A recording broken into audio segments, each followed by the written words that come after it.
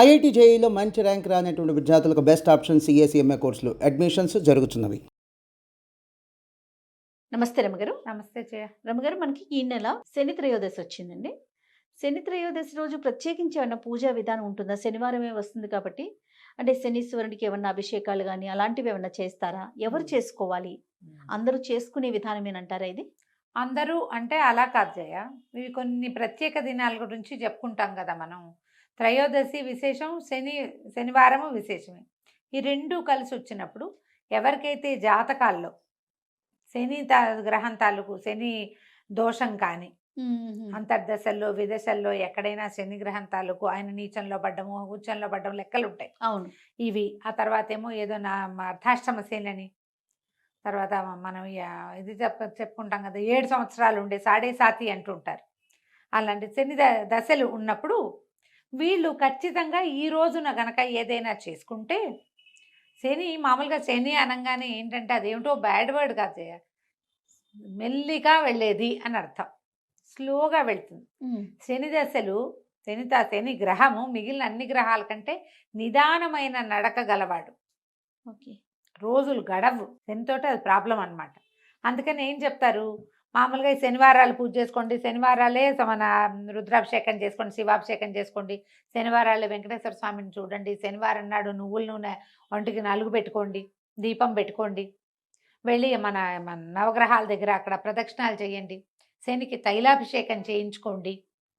ఇవన్నీ ఎలా జరుగుతాయి జయ? ఇప్పుడు నువ్వు నేను మాట్లాడుకుంటే కాదు కదా, మన జాతకాన్ని ఎవరికైనా చూపించి దాన్ని చదివించుకుంటే, జాతక పఠనం జరిగినప్పుడు బాబు నీకు ఈ పరిస్థితి ఉంది, మీరు ఇట్లా శనివారాలు చేసుకోవాలి అని ఎవరికైతే చెప్పబడి ఉంటుందో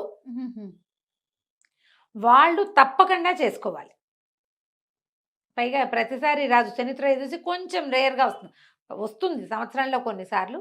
ఇది శ్రావణంలో ఏంటంటే 2 త్రయోదశులు శనివారం నాడే వచ్చాయి. ఏకాదశిలో అలానే వచ్చినాయి, త్రయోదశి కూడా అలాగే వచ్చింది. ఆ ఏకాదశి ఏమో శుక్రవారం నాడు ఏకాదశి వచ్చి శనివారం నాటికి త్రయోదశి వచ్చేసి. అవును, చిత్రంగానే ఉంది.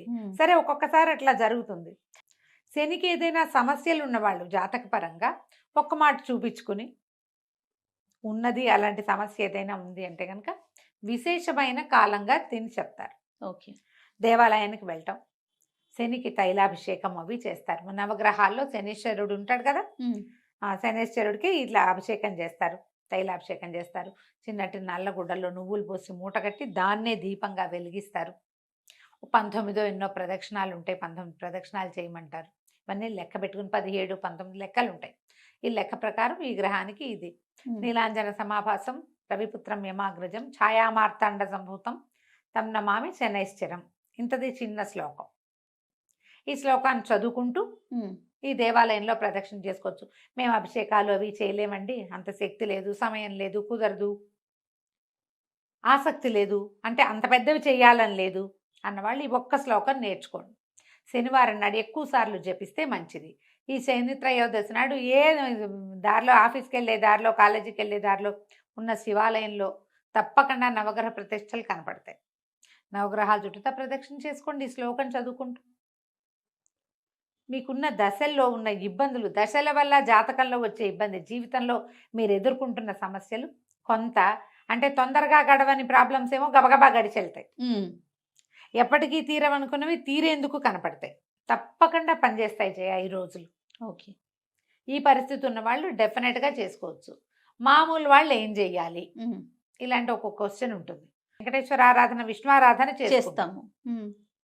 విష్ణువాలయానికి వెళ్ళినా మీకు మంచిదే, శివాలయానికి కూడా వెళ్తే ఇంకా మంచిది, ఇంకా మంచిది. శివాలయానికి వెళ్ళి మనం కూడా ఒక 3 ప్రదక్షిణాలు చేసుకోవచ్చు. మామూలు వాళ్ళు కూడా అందరూ చేయొచ్చు. ఒట్టిగా చేయకూడదు, శని దృష్టి మన మీద పడితే అలా ఉండదు. ఆయన దృష్టి మీద పడితే మనకేం అవ్వదు. జాతక రీత్యా వచ్చేవే వస్తాయి తప్పిస్తే ఆయన చూస్తేనో ముట్టుకుంటేనో మనకి ఏదైనా వస్తుందని అనుకోవద్దు. అన్ని గ్రహాలతో పాటు ఆయన కూడా ఒకడు.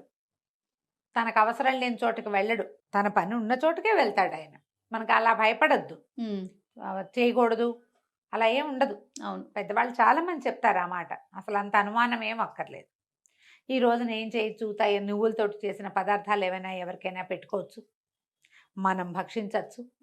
ఇంట్లో ఏదైనా కాస్త నువ్వుల నూనెతోటి దీపారాధన చేసుకోవటం, ఒంటికి నువ్వుల నూనె నలిచి రాసుకుని అభ్యంగనం చేయొచ్చు. తలకి ఒంటికి రాసుకోవాలి. మేము 100% శనివారం నువ్వుల నూనె రాసుకుంటాను జయ నేను. మానకండ అది ఎప్పటి నుంచో అట్లా అలవాటు అదే పందా. దీనివల్ల ఏంటంటే కొంత మనకు కూడా ఒంటికి బద్ధకము అవి పోతాయి. ఓకే. స్లోగా నడుస్తున్నది కొంచెం స్పీడప్ అవుతుంది. ఒకవేళ మీకు ఏదైనా మీ పరిస్థితుల దృష్ట్యా అనుమానంగా భయంగా అలా ఉంటే కనుక, ఆందోళనగా ఉంటే ఎవరితోటైనా మీ బర్త్ టైము ప్లేసు చెప్పి జాతకం చూపించుకోండి.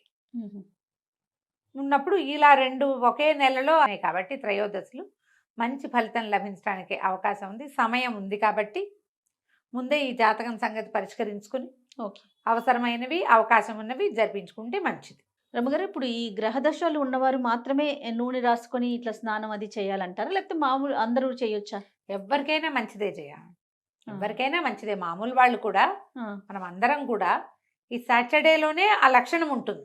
ఓకే. బతకపు లక్షణం, కదలని లక్షణం అది రాసుకుని మనం చేస్తే జీవితం ఉత్తేజంగా ఉంటుంది. చేసుకోవటం మంచిది. తర్వాత కొనకూడనివి లేకపోతే తినకూడనివి చెయ్యకూడని పనులు అలాంటివి ఏమైనా ఉంటాయా? ఉప్పు, ఇనుము, తోటకూర కొనకూడదంటారు. అవి 3 శనిగా చెప్తారు. ఇంకా ఏవో కొన్ని ఊళ్ళలో ఏవో చెప్తారు జయ.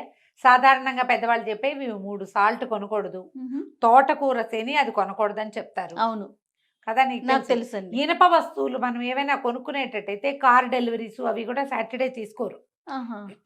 ఐరన్తో చేసిన ఏ వస్తువుని శనివారం నాడు తీసుకోకూడదు. ఇవి చేతికి ఇవ్వకూడదు. నూనె ఒకటి కొనుక్కోకూడదు. ఓకే. ఉప్పు, నూనె, తోటకూర, ఇనుము కొనకూడదు. ఆయిల్స్ శనివారం నాడు కొనకూడదు. పనిమాల మనం సమస్యలు తెచ్చుకున్నట్టు అవుతుందంటారు. దీనివల్ల శని వచ్చేస్తాడని దూకుతాడని అట్లా కాదు. కానీ సమస్య అది ఆయనకి సంబంధించింది. శని వస్తే కొంచెం అయితే శని వచ్చేటప్పుడు వచ్చాక ఇబ్బంది, కానీ వెళ్ళేటప్పుడు మంచి చేసిపోతాడని చెప్తారు శాస్త్రం. పల్లెటూళ్ళలో చెప్పుకునే మాటలే. జ్యోతిష్ పండితులు ఎవరైనా అయితే ఇంకా ఎలాబరేటెడ్గా చెప్తారు. కానీ మనకి ఇలా చేసుకుంటే ఈ పద్ధతి ప్రకారం మనం రెగ్యులర్ దైనందినంలో మనం కొన్ని విషయాలు పాటిస్తాం కదా జయ.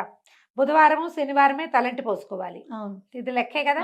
బుధవారం నాడు పెసలు, గురువారం నాడు శనగలు తినాలి. ఇది కూడా లెక్కే కదా. ఇవన్నీ మనకు తెలుసు. మనం జనరల్గా పాటించే విషయాలు. సోమవారం సహించదు, మంగళవారం మన్నదు చెప్తారు. సోమవారం కనుక ఏదైనా కొత్త బట్టలు కట్టుకున్నాను అనుకో చిరుగుతాయి అవి. సోమవారం సహించదు, మంగళవారం మన్నదు. మంగళవారం మన్నదంటే ఆ గుడ్డ పాడైపోతుంది. అందుకని మంగళవారాలు వేసుకోకూడదు అంటారు. ఊళ్ళల్లో చెప్పుకునే మాటలే, పెద్దవాళ్ళు ముందు నుంచి చెప్తున్నవే కదా. మనం కూడా వీటిని పాటించుకుంటే మంచిది. ఈ రోజు నీవి కొనకూడదు అంటే ప్లాన్ చేసుకోండి. మీ ప్లానింగ్ కోసమే. ఎప్పుడైతే వస్తే అది చేసేయకూడదు. ఏదైనా కొనడానికి ఒక ప్లానింగ్ కావాలా, ఖచ్చితంగా. దానికి నీకు ఫోకస్ కావాలా, ఓ లిస్ట్ కావాలా, దానికి నువ్వు ఎంత బాగా ఉండాలి, ఆర్గనైజ్డ్గా ఉండాలి. మరి ఆర్గనైజేషన్లో భాగంగా ఈరోజు ఇది అంటే ఒక పంక్చువల్గా జీవితం పద్ధతి ప్రకారం వెళ్తుంది. అందుకే ఇవన్నీ ఏర్పరిచారు. వీటిలలో కొన్నైనా వాడుకోండి, కొంతైనా పంక్చువాలిటీ అవి వస్తాయి మనకి. అవునండి. ఆలోచించండి తప్పకుండా రమ్మ గారు. నమస్తే. నమస్తే జయ.